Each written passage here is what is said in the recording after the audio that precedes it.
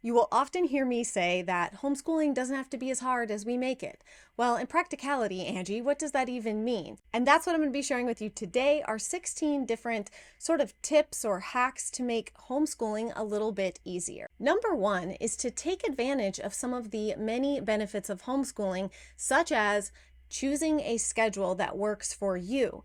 We can get wrapped up in thinking that we have to stay on the same timeline or schedule or even just have our day look like a traditional school. Maybe we have to start at 8 and be done around 3. These different things we get in our head. But the truth is that when you are homeschooling, you can set the schedule that works for you.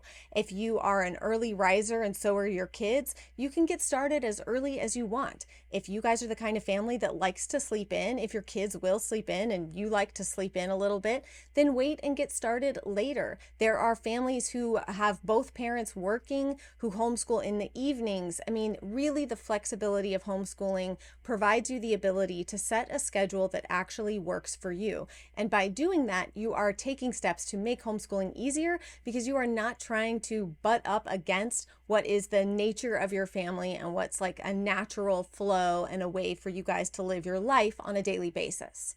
Number two is that when and where you can, think about purchasing homeschooling curriculums, items, resources that are not consumable, meaning that they can be reused again. A lot of curriculums will have like the teacher book and then you'll have the student workbook, but the student workbook is consumable, meaning they fill out the worksheets and then it's done. It's great when you can find a curriculum that allows you to perhaps print out what you need, that allows you to purchase the curriculum one time and then print the worksheets or the student sheets that your student is going to be writing on.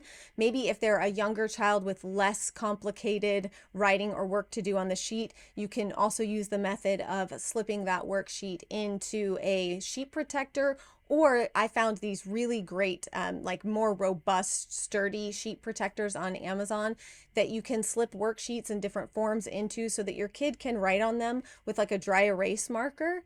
And then you still have the worksheet to reuse. You just, erase it and use it again. So that's another way to simplify things. You won't have as much waste. And that kind of brings me to number three, which is to kind of walk away from all of the expensive, pre-done, boxed curriculums for the younger grades, specifically preschool, and maybe even into kindergarten, but definitely preschool. When people get excited about homeschooling, buying preschool curriculum, it gets them like really excited. It's all colorful and fun and pretty, but the truth is that you don't need that to homeschool your preschool aged child. There is so much that you can pull together that's just a natural part of like the way that they play, things that they play with. You can add in things here and there, but you don't necessarily need a fully robust, boxed up curriculum, which then kind of brings me also to number four. As our children get older, it's really important that we work on building up their skills to work independently,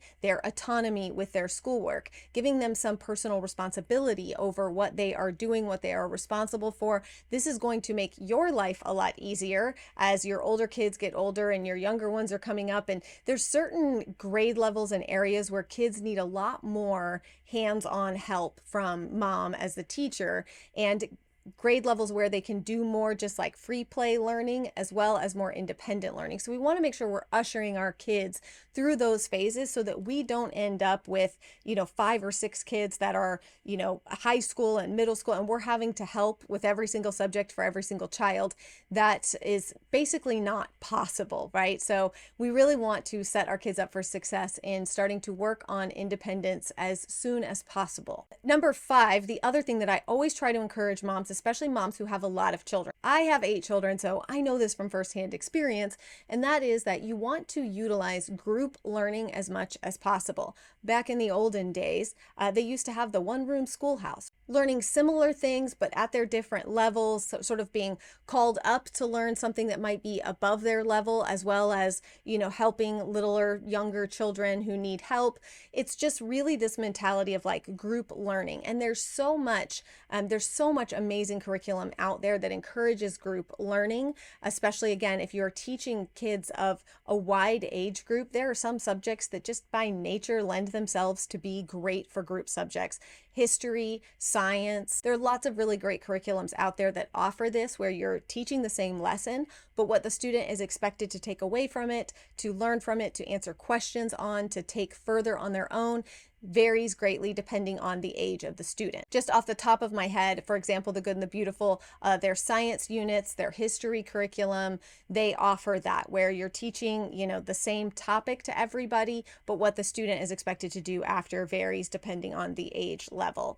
This is so ideal in order to keep you from being spread too thin, to allow you to focus on those group subjects together, and then hopefully the older kids can do independent math, language arts, grammar type things, and the younger kids can get more one-on-one help from mom with those subjects. Number 6, and this is one that, like, whether you're a homeschooler or not, I preach, is that having a good, relatively solid morning rhythm or routine as a mom is so beneficial. For most moms, we figure out pretty quickly that, like, flying by the seat of our pants just doesn't work if we're trying to actually accomplish a certain amount of things in a day. So having a routine or a rhythm that you can stick to, that works for you, that's based on how you operate best, sort of developing your day, your schedule, what's expected of you around your sort of cycle of your day and how your brain works and how your brain functions, is really, really beneficial. And again, we can get kind of caught up in like what other people are doing or what we think we should be doing, but it's really important to remember that, like, this is the beauty of the freedom of homeschooling, is that it allows us to shape and mold our day, the ways that we are framing things and setting them up. It allows us to make those so very custom and unique to our own family.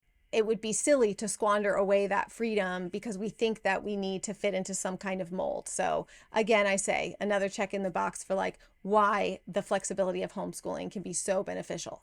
Number 7 is to keep structure with how you as the mom are planning and taking care of sort of your curriculum plans for the week, for the month, however you want to do that. A lot of people do this by the week. A lot of people have a day of the week that they sit down and they look at like what's to come for the following week. For some moms, they find it best to do this at the end of the previous week, right? So maybe you only homeschool 4 days a week. So Monday, Tuesday, Wednesday, Thursday. So on Thursday afternoons, Thursday evenings, you sit down, you go through, make sure you've graded everything, done your stuff from that week, and plan for the week ahead. Others like to do it on Sundays as part of their Sunday reset in their home in general. When you do it and how exactly is totally up to you, but I do think it's important to have almost a regular and routine date with yourself to keep on top of your plans. In the end, it's going to make your life so much easier because you're not going to find yourself cracking open a book and not realizing that you needed a number of art supplies or certain things for this science experiment, or this paper was due for a child and you need to get them to the library to get some research books and you totally forgot about it, so now they're behind. It really can cascade if you don't stay on top of it. But without overcomplicating your life, just having a routine date with yourself where you sit down to do these things is very beneficial. Which brings me to number 8, which is to ensure that you have sort of a separate goal, task list type thing for each of your children. So in a couple of my homeschooling programs, both of them, we talk about setting goals for your children individually. Go into a lot more detail about it in the Doubt Proof program, but how important it is to assess your child as an individual, where they are at, what goals are realistic for that child, and making those goals very, very specific. Then we're choosing their curriculum and sort of planning out what is expected of them based off of those very specific goals. So when we have a list for each child that says, on a daily basis, these are the things that you do, or on a weekly basis, however you want to do it, it gives you something to easily flip back to if you keep this in the front of like your home management notebook or your homeschool planner and reference it to see, especially the more children that you have and the more children that you have that are of school age that you are homeschooling, the more you need a central location to just kind of quickly see, because you think you'll remember things, but you don't always. And it's a really great frame of reference to make sure everybody's staying on track, you're staying on track. Having that like separate piece of paper, that separate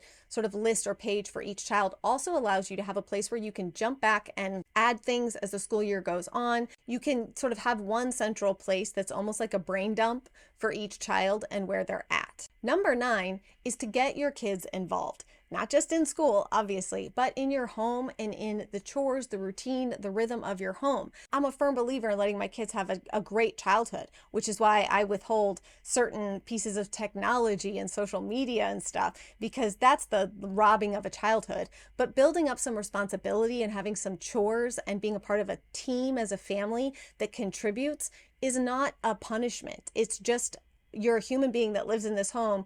You contribute to the house. The one person cannot take care of everything. They're going to have to take care of themselves and contribute. And it's a good thing to learn to contribute, to be more self-sacrificing, to recognize where things need to be done and to jump in and do them. All of these traits and things that they learn through having chores and responsibility are only going to serve them later in life. In fact, I've quoted this before, but there is a study out there that talks about the much, much, much higher success rate for people who had chores and responsibilities as children, that seems to bear out later in life on their ability to achieve and become successful adults. So take that for what it's worth, but getting your kids to help out. You do not have to be a martyr to your home and your homeschool. Mothering is a self-sacrificing job by nature, and we don't need to turn it into unnecessary martyrdom because we don't want to ask our spouses or our children to contribute or help in any kind of way. Number 10 is to have a solid meal plan. If you are homeschooling and you've got children old enough to be being homeschooled and you've got younger children, etc., it is unlikely that you are going to manage the meal planning and cooking, all of that, just on a whim. This is a crucial time to have a good, solid meal plan.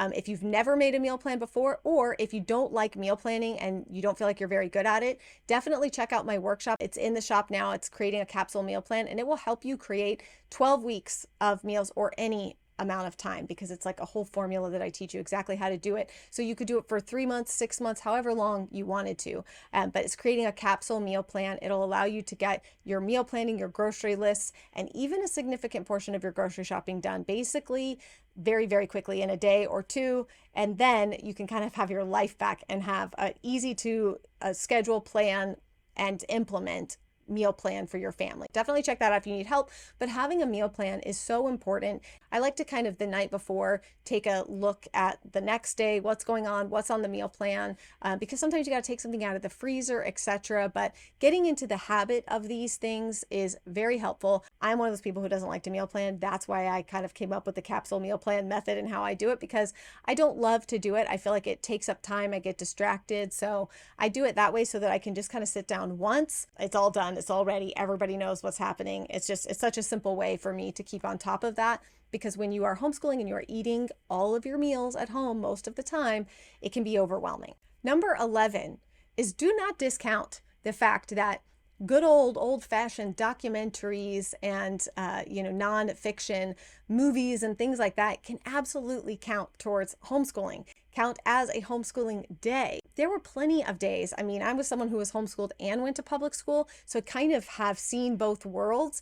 And there were absolutely days in public school where it was like the teacher rolled in the TV cart and we all got so excited because we were going to, watch a movie that day or whatever. And we didn't really do much other than attend an assembly and play outside and watch a movie. That was kind of it, right? It's okay to have those days in your homeschool too.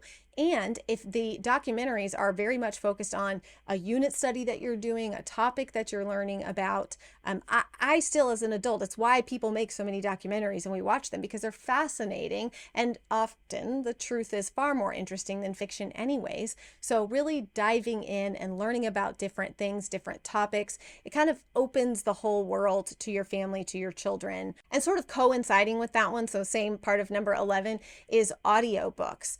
We love to use audiobooks to help with our read alouds, to listen to on road trips. My high schoolers use a lot of audiobooks. They have a very literature heavy high school English curriculum, and so there's a lot of required reading, and they both love to read and they read a ton on their own books that they're interested in. So I have no problem with them using audiobooks to get through some of the books that they have to read for school, etc. So we just utilize audiobooks in so many different ways, both in my personal life and in our home and homeschool. Not to mention, it really helps out if you have a lot of kids who are not old enough to read, if you're the one doing read alouds all the time, and maybe you've got other things that you need to be doing. And also for kids who haven't yet, if maybe you've got a kid who's just not yet caught the bug for loving to read, like they know how to read, but they don't love it, continue with audiobooks, continue encouraging them to sort of master the art of just sitting and listening. And I really think that you can hopefully help build back an enjoyment and a love of reading through audiobooks, by the way, that are not just like school books, fun books, interesting books, fiction books. You can do all of that on audiobooks. Which brings me to number 12, and that is game schooling. I love game schooling. One or two of my children in particular really have a hard time sitting still. And so anytime they have a concept, they have something that they need to learn, I'm always on the hunt for like, what kind of games can I incorporate with this child? This child is definitely has like ADHD, cannot sit still, cannot focus. So keeping their hands, and I'm the same way, by the way, so keeping their hands engaged while I'm asking their brain to do something is very beneficial for retention. And a lot of times for a lot of kids who are resistant, maybe you've pulled your kid from public school and you're trying to go through the deschooling process, you're trying to break apart some of those habits and things that they've built from being in the public school system, and you need to kind of break that open and get them back to like being interested in learning and education again. Easing in with a lot of game schooling, a lot of playing games, a lot of things that are fun, but also they're learning something through it. That is a great strategy for working with kids who are struggling, to make a transition. I also have on my Amazon shop, on my homeschooling Amazon shop, I have links to some of my favorite games for game schooling, nature study things, supplies, all of that. So if you're looking for some of my recommendations, you can always check out my Amazon storefront for homeschooling. Number 13 is to find some really fun online programs or classes for your kid to do. There are so many options out there now. And while for most of them, we don't use them as like a core part of our homeschool, they're more of like a supplement to other things. But especially when you're talking about interest-based learning, if your child is very interested in something that is a little bit off the beaten path, a little different, you can often find online programs for this. He says, I will link a few down below in the description box for you to check out, but adding in some online classes, some things that you don't have to teach, you can absolutely do like full classes this way.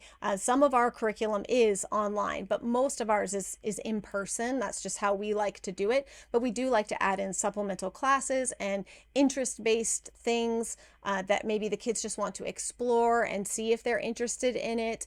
We utilize a lot of online classes and courses for things like that, and it can really keep things fun, but again, not add more to your plate as the teacher. Number 14 kind of goes with like having good rhythms. This is having good systems and good places set up to store your children's work, the school work that you need to keep. Having a good system for like a portfolio for your child very much depends on where you live, what you're required to keep for each school year. But it's always a good idea, even if you have no requirements. Some states don't have any requirements about what you have to keep.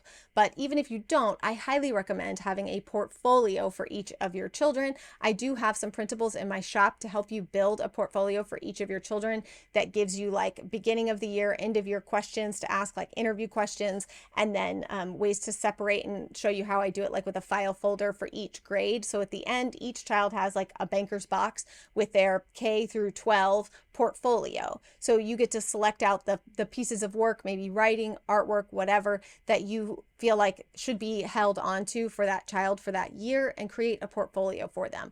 But having a system to do that and have it set up and in place, because otherwise we just make stacks of paper and then they disappear and we don't know what happens to them. So always a good idea to have some good systems in place that make it so that all you have to do is just follow your operating procedures, right? You just like, this child got an A+ on this paper, it was a great paper. I know that I need to go take that immediately to their 7th grade portfolio and put it in there, and you're done. You don't have to think about it. You don't have to try to stick it somewhere where you'll remember to find it. Anything you can do to create systems that make it easy for you to follow your own guidelines, your own rules, your own wishes is always a good idea. Number 15 is to get outside as much as possible. I know depending on where you live, the climate, there's so many things that factor into this, but any chance that you get to get outside, to take learning outside, to do something outside, to send your kids outside to play, like any opportunity you have to get your kids outside, get yourself outside, take it. We are very much indoor cats now as just overall human beings. We are very much indoor cats. And there's so many benefits for our mental health, but also for our children and for their ability to learn and retain and explore. So much of that can be found outdoors in nature. And even if you're not a nature loving person, maybe you're like, I don't like bugs, I don't do skaters, I hear you, but it's so good for you too, as the mom, to get outside and get some sun, breathe some fresh air, get your feet on the ground. But if you are struggling, if you're feeling anxious, if you're feeling overwhelmed, if your sleep cycles are off, so many of these things are affected just by the amount of time that we get outside, especially in the morning, in the evening, when we're reminding our internal clock of what time of day it is. It's waking time, it's sleeping time. We spend so much time in artificial light that it can really screw up our, systems and cycles. So not only is it beneficial for you as a homeschooling mom, but it's also incredibly beneficial to our children. And number 16, maybe you'll love me for this, is to do less, is to try out a shorter school week. If you're feeling overwhelmed and you just feel like this is too much, I have always been a big proponent of the 4-day school week. Going to a 4-day school week is absolutely possible and doable. And it's something that I highly encourage. We'll talk about it in a future video, but I do also really highly encourage year-round homeschooling. Helps with, retention of what they've learned, not having that summer forgetfulness, but it also builds in so much more rest and flow and rhythm that doesn't get interrupted, that it can be very beneficial, as well as helping to get you to like a 4-day school week by doing year-round homeschooling. So there's a lot of benefits, but having a 4-day school week it's going to simplify things in so many different ways. And I just want to mention here too that like that 5th day, that could still be like a field trip day or something. It doesn't have to be like a free-for-all, everybody does nothing, there's no structure, it's just the wild, wild west. It's doable, okay? It's very doable to get in the schoolwork in 4 days a week for most people. And it gives you that freedom of that flex day, because we all have like lives and things going on, and we need some like built-in space to breathe. And so if you've got a weekend schedule that's chock full of activities and church and family and dinners and friends and stuff, and then during the week it's like school, school, school all week and activities and all that, it can just be overwhelming, and we need a little margin. We need a little space to breathe. So anywhere you can give yourself margin and flexibility and freedom to say, this is our flex day of the week. Sometimes maybe we do documentaries, sometimes maybe we go on a field trip, sometimes we do nothing. Right? Like anytime you can give yourself that gift, do it. And as a homeschooler, you have so many opportunities to give yourself that gift of flexibility. So don't squander them away. Utilize them, use them, and remember that like ultimately you're the mom, you're the boss, you make the rules, okay? All right, I'll see you guys next week. Bye.